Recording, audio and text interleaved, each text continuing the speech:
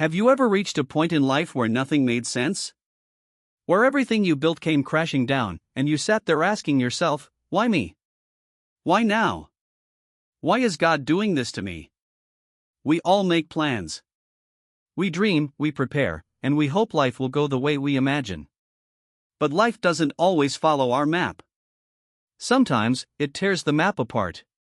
And in that painful silence, the only thing we hear is doubt. But here's what I want you to remember: just because your plan is broken, doesn't mean God's plan is broken. God has a plan for you bigger than your imagination, stronger than your pain, and more beautiful than you could ever design. Think back to the flood of 2025. Entire towns were swallowed by water. Families stood on rooftops, watching their homes disappear. Schools, shops, mosques, everything gone in a matter of days. In the middle of that chaos was a man named Ahmed. He had a small shop, the only source of income for his family. That night, as water swept through his town, he held his children tight and prayed the roof wouldn't collapse. By dawn, his shop, his savings, and his dreams were gone. For weeks, he felt betrayed by life, abandoned by God. "Why did you do this to me?" he asked in tears. But here's the mystery of life: sometimes the destruction we fear most becomes the doorway to something new. Months later, aid workers arrived. They not only gave food and shelter, but also training and support to rebuild. Ahmed learned new skills. He started a new business he never imagined. Today, he doesn't just provide for his family, he helps others in his town rebuild their lives too. The flood he thought ended his story was the very storm that began a new chapter. This reminds me of another story. A man was shipwrecked and stranded on a lonely island. He prayed every day for rescue. He built a small hut to shelter himself. One afternoon, he returned from searching for food and saw his hut on fire. Everything he had was gone. With tears in his eyes, he screamed, "God, how could you do this to me?" But the very next morning, a ship appeared on the shore. The captain said, "We saw your smoke signal, so we came to rescue you." What looked like destruction was actually his salvation. Sometimes, when God burns down your little hut, it's only because He's calling a bigger ship to your shore. We see only one piece of the puzzle, but God sees the entire picture.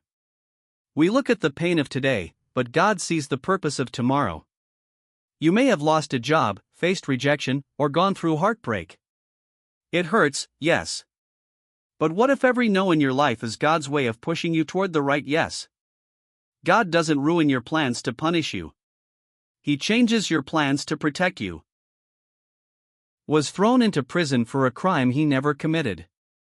For years, he lived with pain, rejection, and unanswered prayers. But one day, God raised him from the prison. To look at the story of Joseph. His brothers betrayed him. He was sold as a slave. He palace. From being rejected by his family, Joseph became the one who saved them from famine. When he looked back, Joseph realized every betrayal, every prison, every tear was preparing him for greatness. Maybe right now, you feel like you're stuck in your own prison. But trust me, God is not finished. Your prison today could be the palace tomorrow. Think about the people who survived the 2025 flood. Yes, they lost everything. But they also gained something: resilience, courage, and faith. Life's hardest battles create life's strongest warriors. The pain you feel today will become the strength you need tomorrow. Your struggles are not wasted.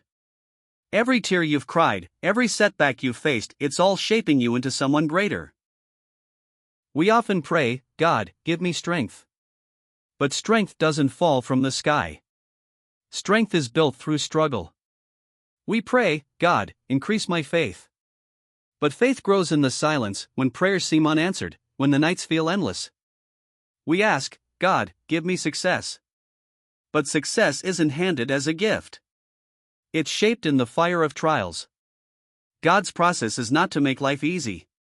His process is to make you ready. Picture a climber on a mountain. Every step is painful. His body aches. He wants to quit. But with each step, he rises higher. The air becomes clearer. The view becomes breathtaking. That's how life works. The climb is hard, but the view is worth it. God is not punishing you with difficulties. He's preparing you for the view at the top. The hardest part of faith is silence. When you pray, and nothing changes. When you wait, and nothing moves. But silence doesn't mean absence. Think about a teacher during an exam. She doesn't speak. Not because she left, but because the test is happening. When God is silent, it means the test is happening. And every test leads to a testimony. A professor once showed his students a jar. He filled it with stones, then pebbles, then sand, and finally water. He said, if you don't put the big stones first, your family, your health, your faith, then the little things will fill your life, and you'll have no space left for what truly matters. That's how God works. He wants us to put the big things first. Don't waste your life filling the jar with distractions. Focus on what truly matters. So, how do you keep faith when life breaks your heart? Be patient, because delays are not denials. Stay faithful, keep showing up even when nothing seems to work. Find the lesson, because pain always carries wisdom. Surrender control, stop forcing what's not meant for you. And keep hope alive, because storms don't last forever. Maybe today you feel broken. Maybe you're standing in the middle of your own flood.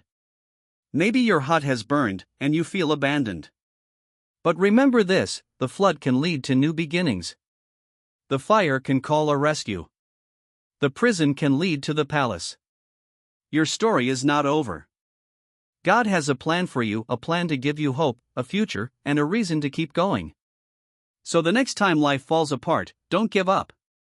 Because what feels like the end could be the beginning of God's greatest chapter in your life.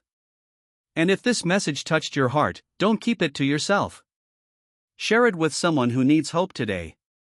And if you want more motivational stories, hit the subscribe button and turn on the bell icon.